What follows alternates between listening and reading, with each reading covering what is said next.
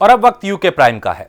नगर निगम में कार्यकारिणी की बैठक हुई। बैठक में कई प्रस्ताव पर चर्चा हुई और कार्यकारिणी की बैठक में 13 प्रस्ताव शामिल किए गए थे, जिनमें नगर निगम की आय के अलावा निगम से जुड़े नए क्षेत्रों में 65,000 स्ट्रीट लाइट लगाने, वेडिंग जोन, पर्यटक स्थल और वेडिंग पॉइंट कोरोना समेत 13 प्रस्ताव को बैठक में शामिल किया गया था, जिन पर चर्चा की गई।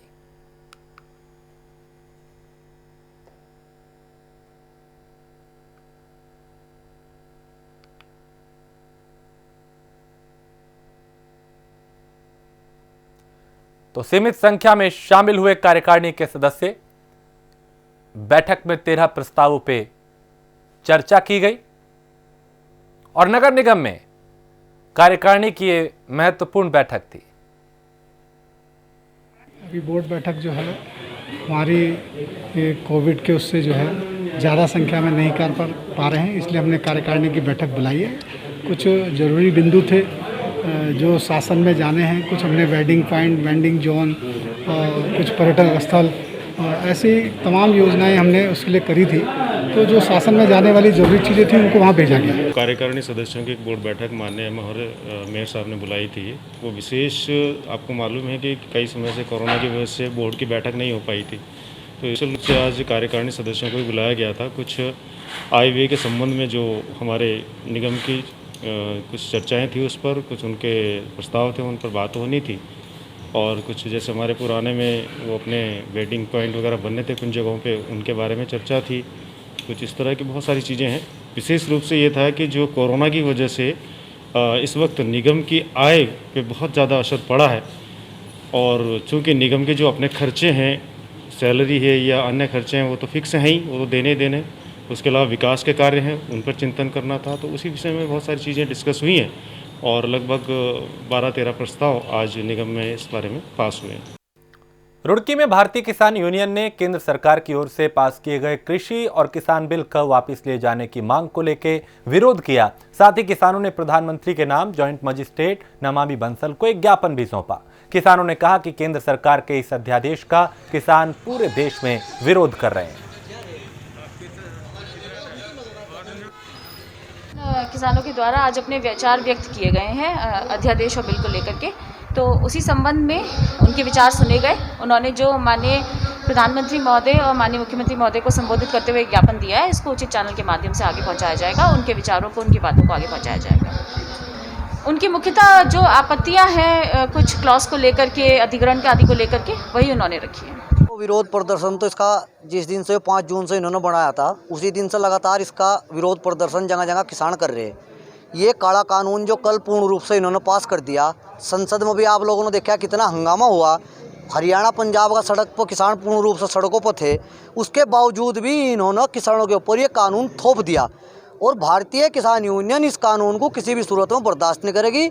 मोदी जी से हमारा ये कहना कि आप लोग अपने पर लागू कर ले, किसान और मजदूर इसे अपने पर लागू नहीं होने देगा। हम इसका पूर्ण रूप से विरोध करते रहेंगे।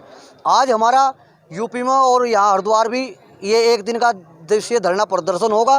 धरना प्रदर्शन के द्वारा माननीय प्रधानमंत्री को ज्ञापन जाएगा और बड़ी लड़ाई है किस पर, हम भूमि अधिग्रहण और ये जो अध्यादेश 25 सितंबर को हमारा सहारनपुर कमिश्नरी पर चौधरी राकेश टिकैत जी के नेतृत्व में बड़ा धरना प्रदर्शन होगा और वहाँ सरकार के खिलाफ आर पार की लड़ाई भारतीय किसान यूनियन लड़ेगी और इस सरकार को खमियाजा भुगतना पड़ेगा। ये किसान मजदूरों पर जो अत्याचार कर रहे हैं जिस तरीके का, और खुले शब्दों में हम कहना चाहते हैं कि बीजेपी का कोई भी सांसद, कोई विधायक अगर गाँव में वोट मांगने के लिए किसानों के पास आओगा तो किसान उनका इलाज करेंगे। गाँव में इन्हें घुसने नहीं दिया जाएगा। जिस किसान के बलबूते पर वोट लेकर सरकार में बैठते हैं और वहाँ नए नए बिल पास करते हैं, तो वहाँ संसद के अंदर या विधानसभा के अंदर किसान इन्हें नहीं जाने देंगे। किसान इन्हें वोट नहीं देगा और ये बिल पास करे, दूसरी सरकार आओगी वो इसे खत्म करेगी। लेकिन हम इसे किसी सूरत में बर्दाश्त नहीं करेंगे। इसका जवाब सरकारों को दिया जाएगा। आर पार की लड़ाई भारतीय किसान यूनियन इस विधेयक के खिलाफ लड़े। डोईवाला में वन अधिनियम के चलते कई सड़कों का निर्माण नहीं हो पा रहा। इससे परेशान ग्रामीण कई बार शासन प्रशासन से गुहार लगा चुके हैं और कई बार धरना प्रदर्शन भी कर चुके हैं। उसके बावजूद भी कोई सुनवाई नहीं हो रही।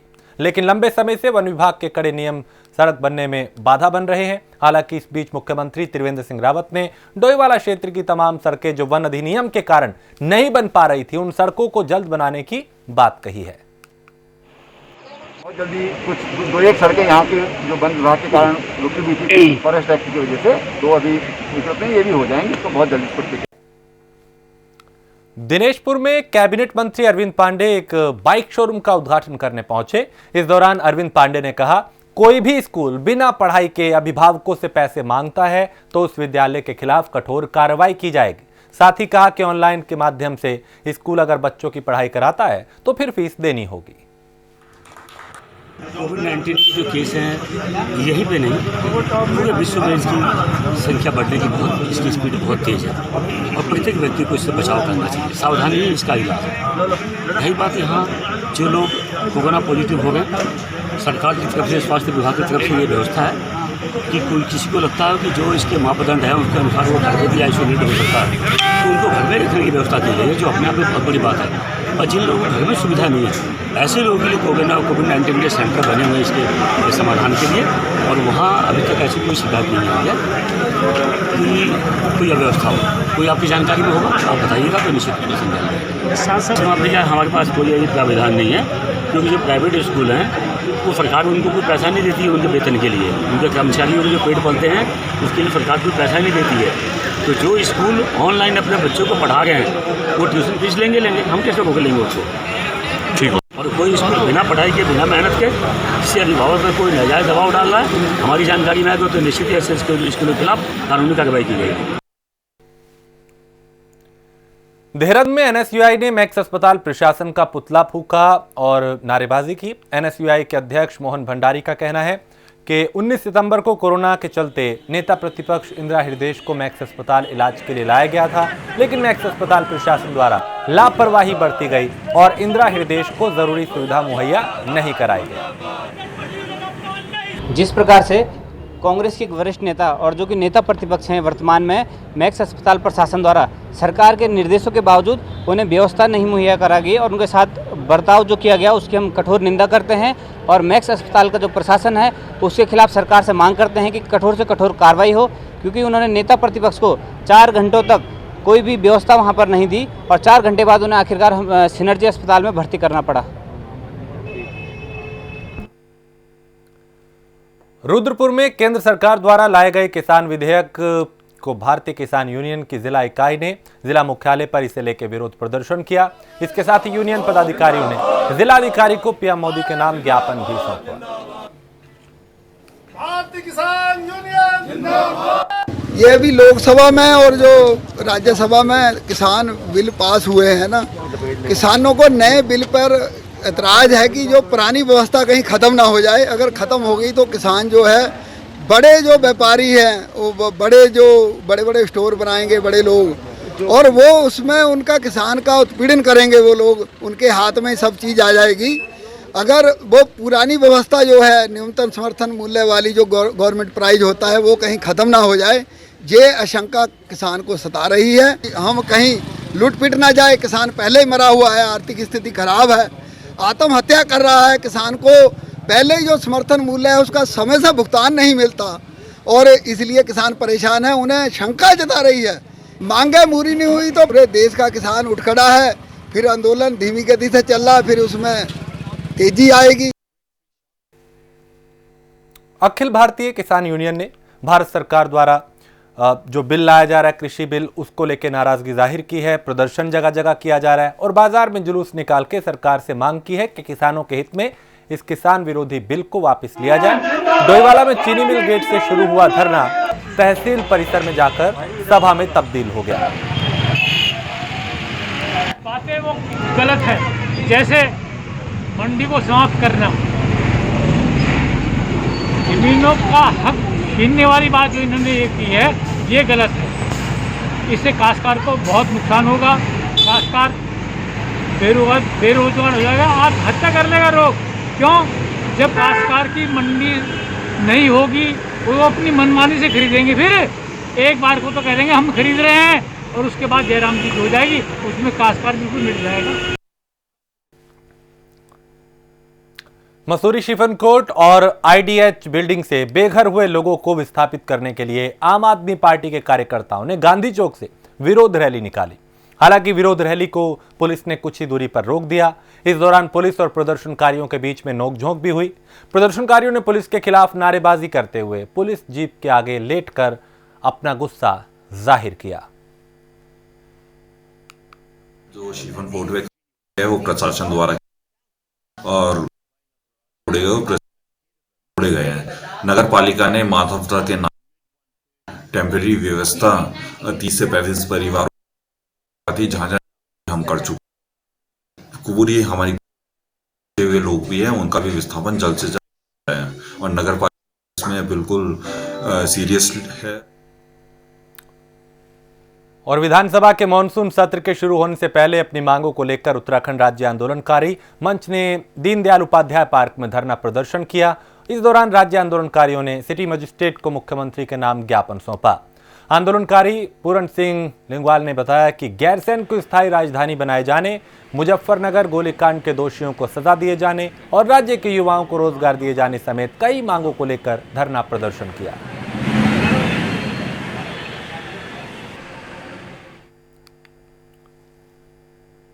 देश भर में कोरोना संक्रमित मरीजों का इलाज करने वाले डॉक्टर्स और पैरामेडिकल स्टाफ की मौत पर धारचूला सीएचसी में शोक सभा का आयोजन किया गया, जहां कैंडल जलाकर 2 मिनट का मौन रख के उन्हें नमन किया गया।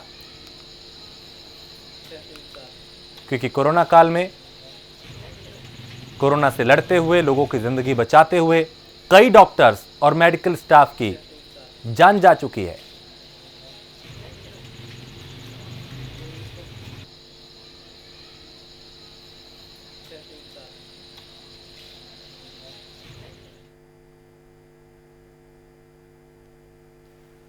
उधर ऋषिकेश में Rajaji national park tiger reserve के गोहरी वन क्षेत्र में अवैध अतिक्रमण को हटाए जाने के बाद क्षेत्र की निगरानी बढ़ा दी गई है। वन क्षेत्राधिकारी ने ड्रोन कैमरों की मदद से कुनाव गोट का निरीक्षण किया और जिससे नए निर्माण कार्यों, शिकारियों और पेड़ों के अवैध कटान पर रोक लगाई जा सके।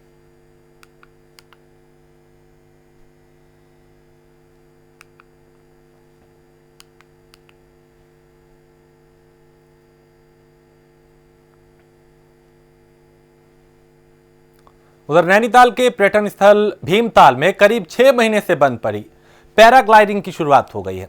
वैश्विक महामारी कोरोना के चलते भीमताल के न्योकी चौताल में एडवेंचर एक्टिविटी बंद थी, जिससे यहां के युवा बेरोजगार हो गए और करीब 6 महीने बाद पैराग्लाइडिंग की शुरुआत होने से स्थानीय लोगों के चेहरों पे भी मुस्कान लौटी है, जो कि कई दिनों से इनके सामने रोजी रोटी का जो संकट था वो मंडराने लगा था।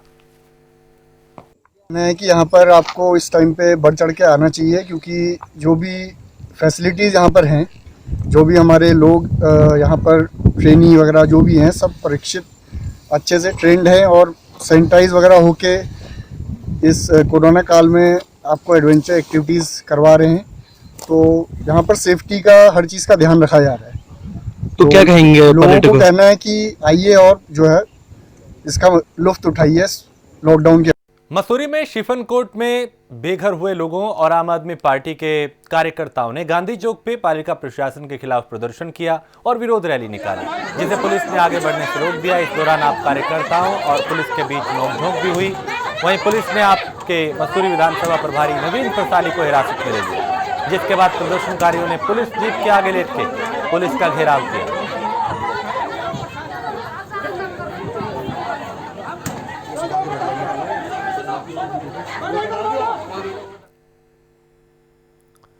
दिनेशपुर के आईटीआई मैदान में बंगाली समुदाय से जुड़े लोगों ने एक बैठक की, जहां समुदाय हित में दलीय राजनीति से ऊपर उठकर एकजुटता से संघर्ष करने पर जोर दिया। बैठक में सर्वप्रथम 20 सितंबर 2001 को रुद्रपुर के गांधी पार्क में समुदाय के विभिन्न समस्याओं को लेकर किए गए ऐतिहासिक प्रदर्शन को याद किया गया। तमाम वक्ताओं ने समुदाय की समस्याओं को लेकर एकजुट होकर संघर्ष करने की बात कही। बैठक में अनुसूचित जाति और जाति प्रमाण पत्र में पूर्वी पाकिस्तान के विस्थापित शब्द लिखकर आने का मुद्दा भी गरमाया।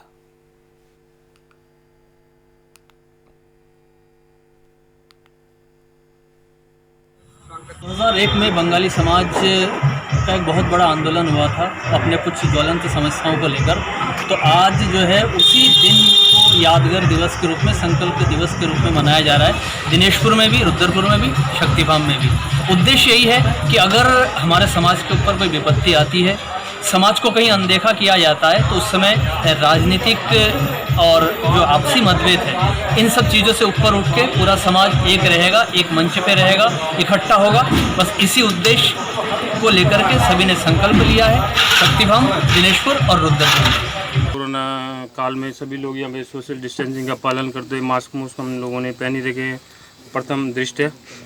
और यहाँ पर जो हम लोग धरना कर रहे हैं, ये देखिए हमारी इतनी सारी यहाँ पर गाड़ियाँ खड़ी हैं, बिल्कुल भी प्रशासन और रेलवे प्रशासन के कानों में जू नहीं देंगे। हम कई बार उनको लिखित भी दे चुके हैं, मौखिक भी बोल चुके हैं, कई बार हमने यहाँ पर उनको सांकेतिक जाम भी लगाए, लेकिन उनके कोई फर्क नहीं। रुड़की के इमलीखेड़ा में स्थित फोनिक्स कॉलेज में फीस न जमा करने पर छात्रों को परीक्षा में बैठने से रोक दिया गया। एक या दो नहीं बल्कि पूरे 20 छात्र छात्राओं को पेपर में नहीं बैठने दिया गया और न ही उन्हें एडमिट कार्ड उपलब्ध कराया गया। कॉलेज प्रबंधन छात्रों से 60 से 80 हजार रुपए मांग रहा है, पर छात्रों के अभिभावकों का इतनी फीस देने में वो असमर्थ हैं। बताया जा रहा है कि जब छात्रों का कॉलेज में एडमिशन हुआ था तब उन्हें स्कॉलरशिप दिलाने की बात कही गई थी, लेकिन स्कॉलरशिप ना मिलने से छात्र फीस देने में असमर्थ हैं। फोनिक्स कॉलेज के बाहर जहां पर लगभग 1.5 से 2 दर्जन स्टूडेंट आज बाहर खड़े हुए हैं, क्योंकि इनको अंदर एग्ज़ाम के लिए एंट्री नहीं दी गई। हालांकि इनका आज पेपर था, तो 2 साल पहले इनका एडमिशन हुआ था, तो कहीं ना कहीं एक तरह से अगर कहा जाए तो पूरी तरह से इन छात्रों का भविष्य ख़राब हो गया है। हालांकि सरकार की और हाईकोर्ट की तरफ से गाइडलाइन है कि किसी भी छात्र का जो है पेपर नहीं रोका जाना चाहिए, चाहे किसी भी तरह की उसकी प्रॉब्लम क्यों ना हो। तो छात्र जुड़े हुए हैं हमारे साथ, बहुत सारे छात्र यहाँ पर मौजूद हैं। इनसे जानते हैं क्या दिक्कत है जो इन्हें आज एग्ज़ाम नहीं देने दिया गया, क्या प्रॉब्लम आई जो आपको पेपर नहीं दिया गया और क्या पूरी आपकी दिक्कत है, ज़रा थोड़ा अवगत। सर एक तो ये हमारे से फ़ीस मांग रहे हैं जो कि हमारे पास नहीं है। हमारे पास सिर्फ 18,000 जो इन्होंने बोला था जमा करनी है, वो हम जमा कर रहे हैं। कोरोना में कहाँ से हम पैसे लाएंगे। दूसरा, इन्होंने स्कॉलरशिप बेस पे एडमिशन कराया था हमें, जिसमें बोला गया था आपको स्कॉलरशिप आए ना आए आपको सिर्फ 18,000 रुपये ही देने हैं। और अब ये बोल रहे हैं कि आपकी स्कॉलरशिप कैंसिल हो चुकी है, आप हमें पूरी फ़ीस दीजिए। 70,000 60,000 किसी से ऐसे मांग रहे हैं ये लोग। अब हम कहाँ से लाएंगे। हम 18,000 देने के लिए तैयार है, ये नहीं ले रहे हैं। ये इन्होंने हमारा एग्ज़ाम भी छुड़वा दिया आज का। तो क्या कितने 2 साल की आपने फ़ीस जमा करी थी, बावजूद उसके आज फ़ीस नहीं दी गई। क्या समझते हैं कि कहीं ना कहीं प्रबंधन का सख्त रवैया कितना नुकसानदेह होगा? सर ये तो बहुत नुकसान है, हमारा एग्ज़ाम ही छूट गया है। सबसे बड़ी बात है, हमारा तो कैरियर है, हमारा कैरियर ही बर्बाद हो जाएगा। हमारा आज एग्ज़ाम छुड़वा दिया इन्होंने सिर्फ फ़ीस के लिए, जबकि हम अपनी जो हमारी फ़ीस है उसको हम कोरोना काल में भी जमा कर रहे हैं। लेकिन ये बोल रहे हैं स्कॉलरशिप वाली भी कीजिए, वो हम नहीं करेंगे क्योंकि इन्होंने बोला था वो कॉलेज की रिस्पॉन्सिबिलिटी है, वो अपने आप करेंगे। एक छात्र और मौजूद है, उनसे भी पूछ लें। आपका क्या नाम है और क्या प्रॉब्लम हुई यहाँ पे जो आज? सर वही मेरा नाम मोहसिन है। प्रॉब्लम यही है, स्कॉलरशिप को लेकर के फ़ीस हम पूरी सबमिट नहीं कर पाए क्योंकि हमारी स्कॉलरशिप आई नहीं थी। वो किसी कारण नहीं आ पाई।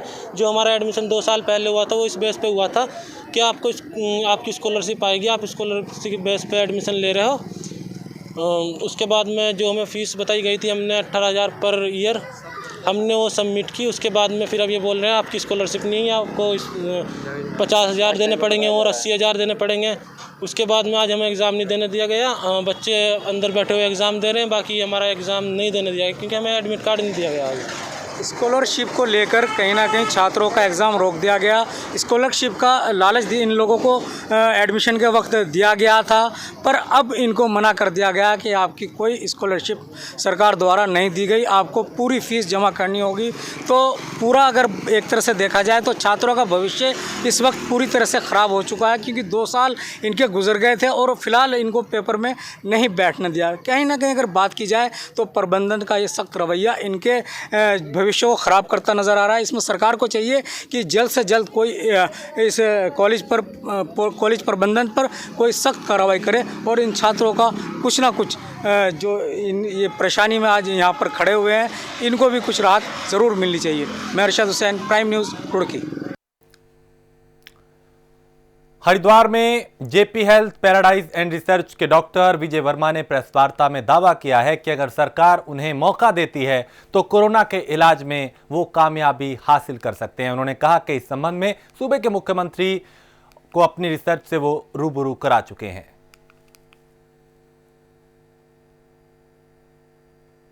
13 सितंबर ये लेटर मैंने चीफ मिनिस्टर उत्तराखंड और principal secretary ministry AYUSH Shri Senthil Pandian, AIIMS Rishikesh के डायरेक्टर और डीएम अधिकारी, 4 लोगों को लिख दिया, क्योंकि एम्स ऋषिकेश ने इसको पहले से एक्सेप्ट कर रखा है, जो मैं आपको पहले से बता दूँ। इससे पहले 25 मार्च को मैं दिल्ली में था, तो दिल्ली में मैंने ICMR में इसको जमा कराया था अपने डॉक्यूमेंट्स कि हम ऐसे ट्रीटमेंट कर सकते हैं। टिहरी गढ़वाल के देवप्रयाग के रानीहाट नैथाणा के ग्रामीणों ने चौरास रेलवे निर्माण स्थल पे निर्माण कार्य रोक दिया। ग्रामीणों ने अपनी गाड़ियों को कार्यस्थल पे खड़ा कर उग्र प्रदर्शन किया। ग्रामीणों का कहना है कि वो रेलवे से रोजगार की मांग कर रहे हैं, लेकिन उनकी मांगों पर कोई ध्यान नहीं दिया जा रहा है। एकदम सामने वो मैंने बोला मैं आप बोलवा।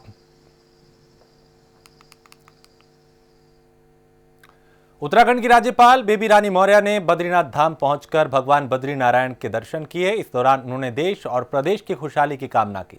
उनके साथ उनके पति प्रदीप मौर्य भी मौजूद रहे। और इसी के साथ इस बुलेटिन में फिलहाल इतना ही। देश प्रदेश की बाकी खबरों के लिए आप देखते रहिए प्राइम न्यूज।